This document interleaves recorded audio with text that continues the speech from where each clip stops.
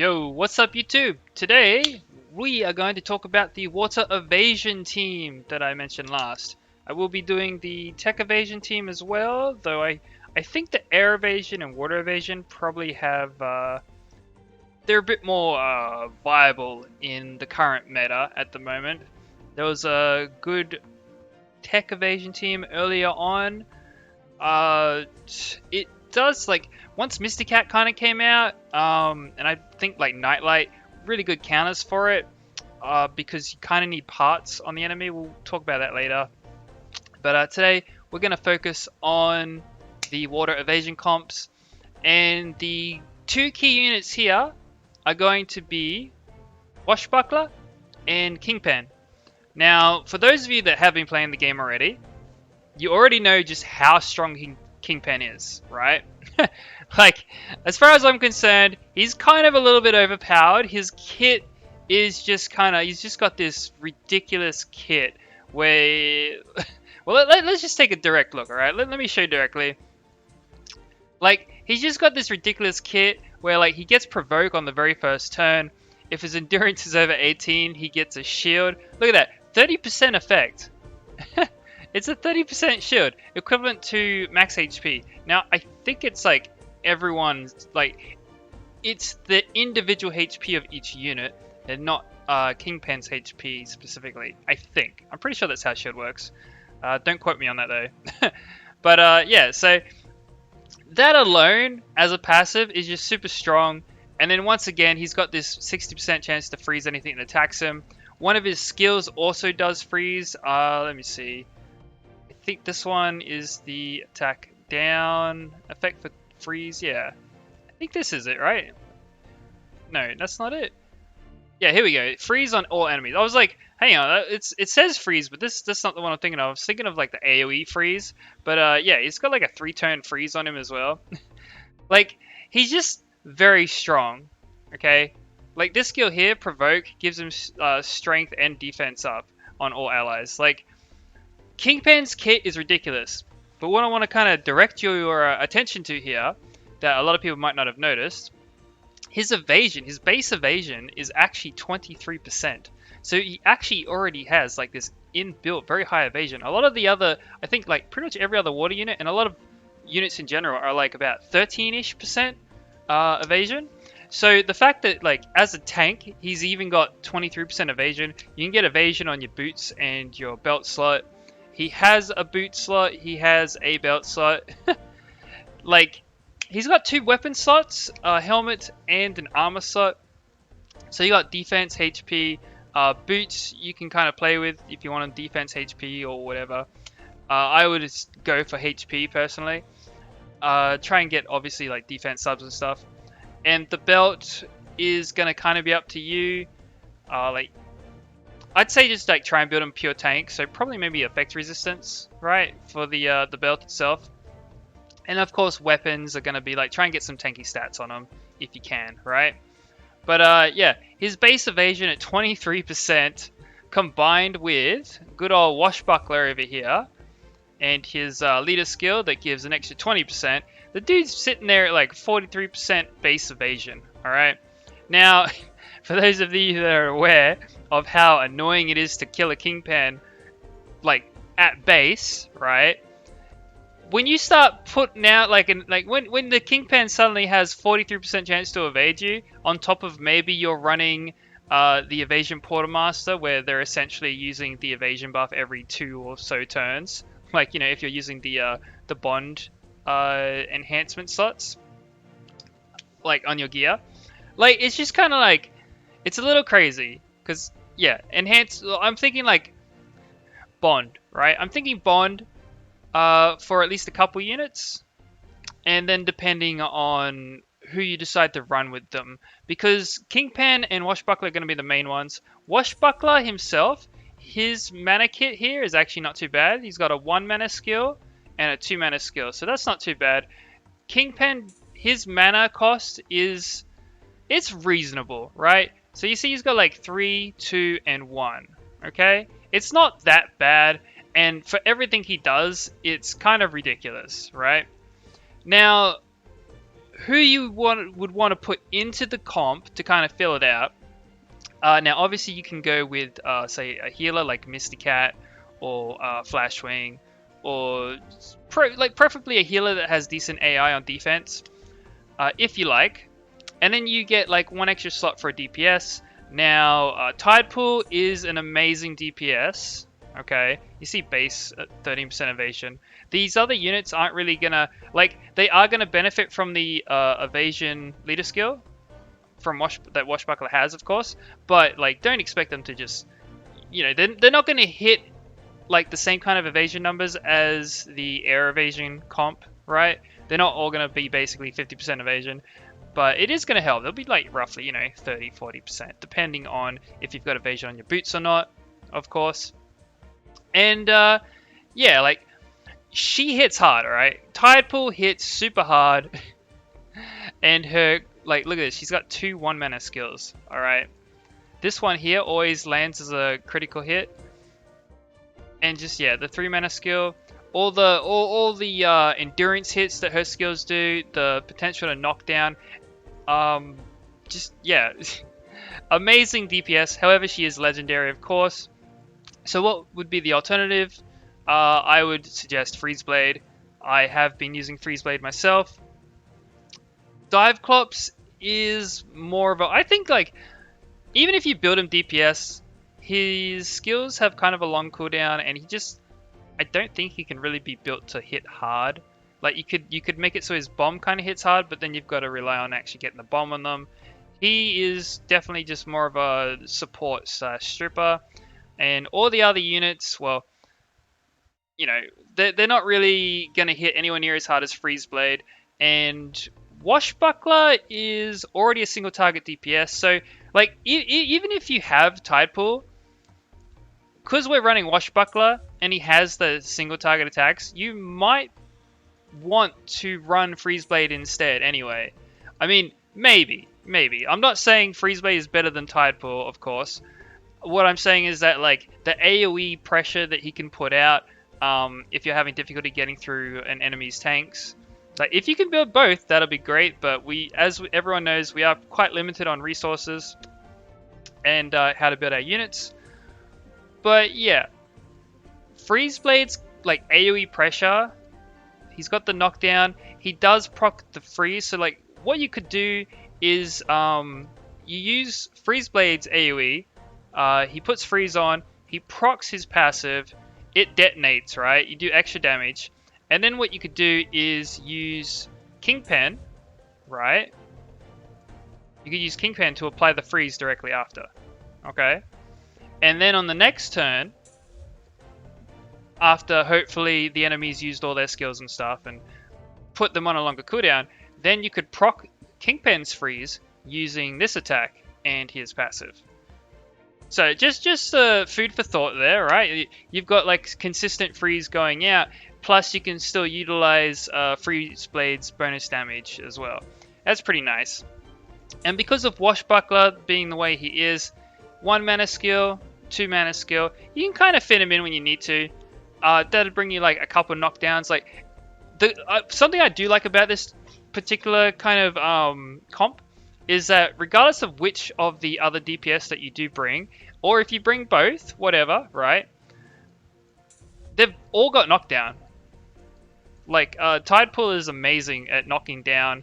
Freeze Blade has a knockdown, but he's really good at putting out the AoE pressure for damage. And Washbuckler is obviously bringing the actual evasion, as well as some pretty, like, low cost skills, and one's got a knockdown. Like, it's not bad. He is a heroic, of course, but you know, you'll have your heroic single target. You could have a heroic AoE damage dealer as well, and then you've of course got your Kingpen, which is gonna just make your team practically immortal. All right, I mean, not really, but like, Kingpen is really tanky. All right, and he gives that shield to everyone up until he drops under 18 endurance. Of course, if you have, like, say, a Flashwing in there instead of a Misty Cat, because remember, you got to remember, Misty Cat's got the longer cooldown for the heal, even though he does bring immunity. Flashwing Weaker heal, shorter cooldown. That's 2 turns instead of 3. And he also, well, she, I think actually, when Flash Ring heals, also recovers endurance for your entire party. So it would help keep Kingpen's endurance up a bit longer, because Kingpen also puts strength on themselves. So yeah, just, food for thought there. Now, of course, you could alternatively build up one of these other premium units. However, unlike the Air Evasion comp, we don't really have another Blades in this particular instance. We do, however, have good old Whamshell here, who actually kind of interested me with the 15% increase in defense, and the fact that you can wear like a helmet, 2 boots, and 2 gloves. Like that's a lot of, like, you could go all in on defense if you really wanted to. However, he does have he's got a 3-turn cooldown provoke, and the provoke only lasts 2 turns, so something to watch out for there. Okay. The diminish is kind of interesting, because diminish is based on attack, and if you're building Whamshell, you're not really gonna be putting a lot of attack on the unit. So as far as alternative tanks go, I think like Chill, it'd have to be Chill or Kingpen, but like I feel like this comp is basically, if you're gonna build a Water Evasion comp, Washbuckler and Kingpen is the combo you want. Chill is great. Like he's really good at putting freeze up and stuff. He's a rare unit, really great tank unit in general, right? But I think that if you really want this comp to, like, he's got 2 belt slots, so like, a rare unit is a rare unit. His base evasion is only 18%, so like, if you don't have a Kingpen and you can't build a Kingpen, I'd go with Chill over Whamshell, but you're not really gonna get, like, it might not seem like much, but the 23% base evasion versus the 18 is pretty huge, especially when you're utilizing the Evasion Portalmaster, right? So let me just hop on over here. How's mine looking at the moment? So I don't really have... Oh, I do. I've got it skilled up now. I have gotten there. So 40%, an extra 40% once she casts it. She can essentially cast it every couple of turns if you're using the Bond enhancement on your gear, right? With the 10% effect up, if you can get that many. 50% every couple turns or 3 turns depending on your luck, right?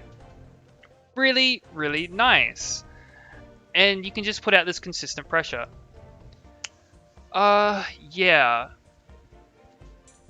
We do have Slam Bam, 20% base evasion, right? Like this, if you don't have Kingpen, Slam Bam, however, like, the thing about Slam Bam, he does have the 3 mana and the 2 mana cost. He's got the highest chance to put freeze on an enemy that attacks him. I just can't remember. I think they have to hit you to put freeze on them. So that's kind of the thing there as well. Whereas obviously Kingpen is going to be able to put freeze on everybody else. Regardless, Slam Bam's got 2 chest slots, so that's double HP. 2 glove slots, so that's double defense. And then boots, which could be HP or defense. Now, the interesting thing about Slam Bam is you could also just build him as another single target DPS. Potentially, right? Potentially. And he could get quite a bit out of evasion out of this. So, like, you could essentially go Washbuckler and Kingpen, right? And then you could build Slam Bam as another DPS, like more like a bruiser, right? Like, you could technically, you could put, because he's got 2 chest slots, you've got double HP, which is gonna get you pretty close to 15-20k, right? Plus the boots, you could make defense instead. That'd give him like a kind of a regular level of defense, and then you just go like triple attack, and then get some tankier stats. Hopefully, like maybe you get some crit rate on the sub stats, right? Just, you could essentially build him as kind of a DPS. And the thing about Slam Bam here as well is, of course, he inflicts 25% of attacker's damage one more time if his HP is under 50%. So, you could kind of tank swap if you wanted. Like, you could essentially go like Kingpen, Slam Bam, right? You'd have Washbuckler there. and then you'd have a healer, right? And what you'd be doing is you'd be provoke. What's the word? You'd be like swapping which unit has provoke.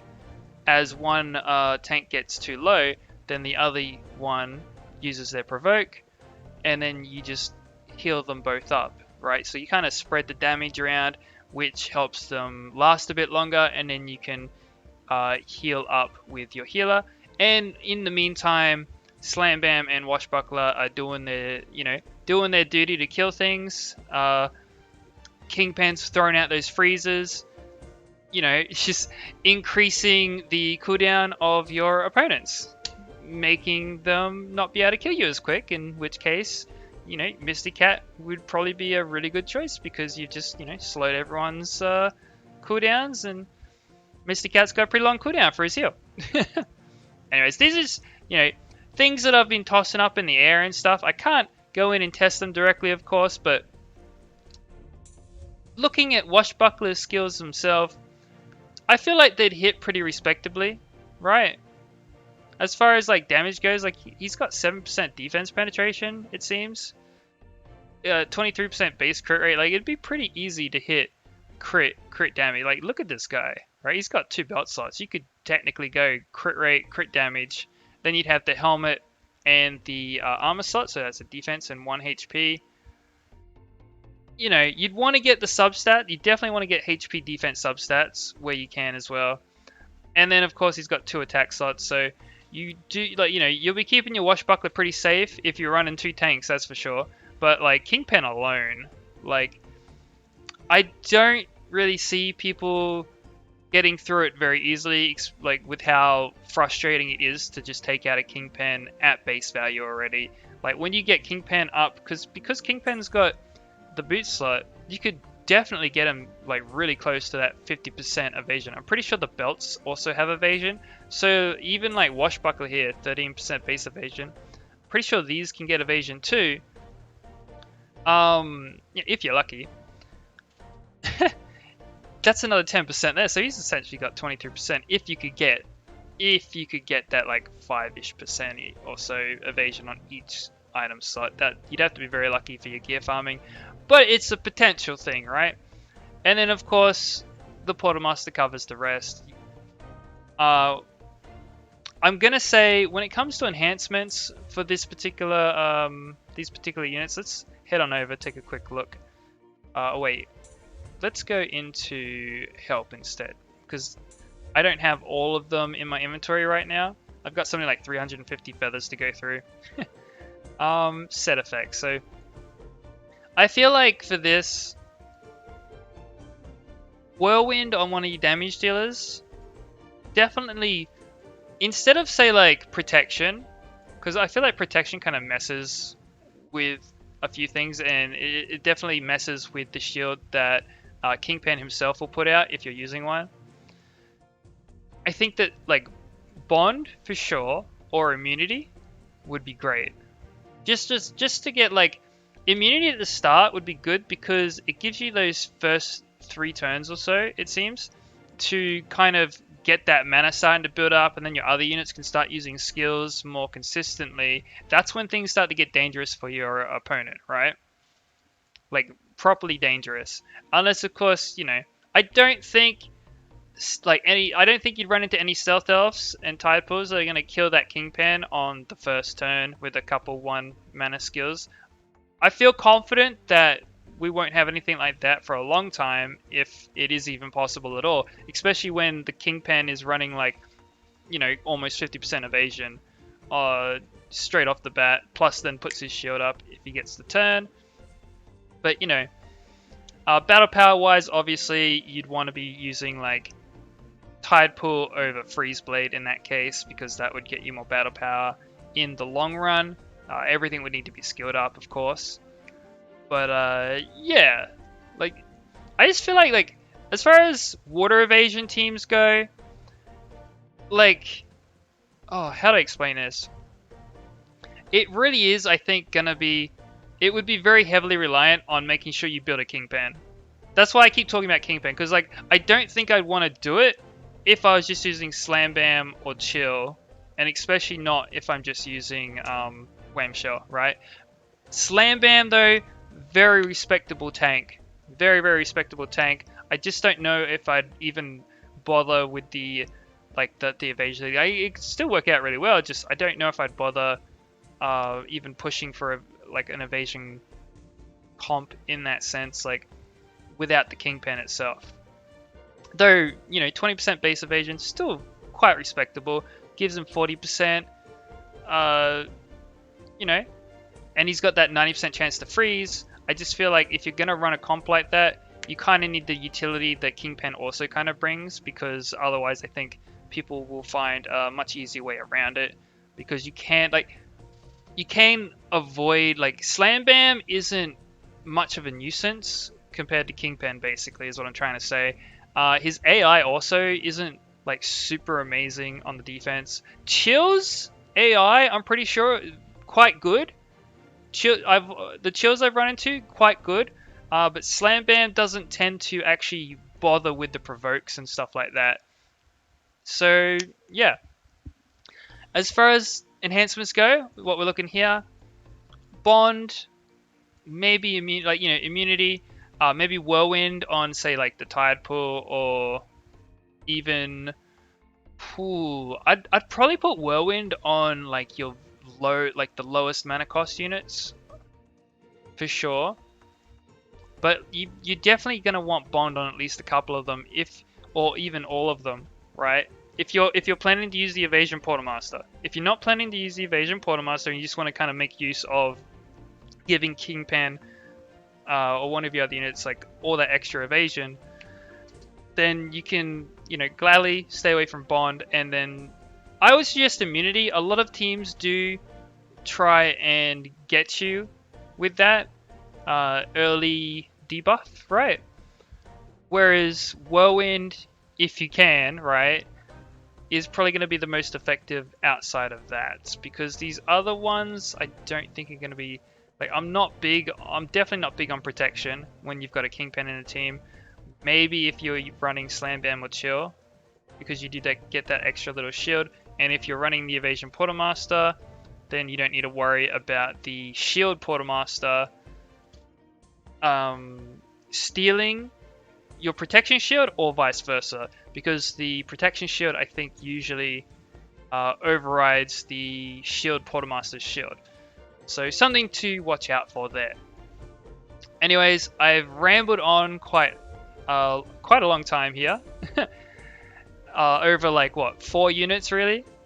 But I hope I kind of, gave you guys another general idea on how you can make this work and how to utilize these water units in a respectable yet irritating way. I will cover the tech evasion comp next time. Very parts reliant.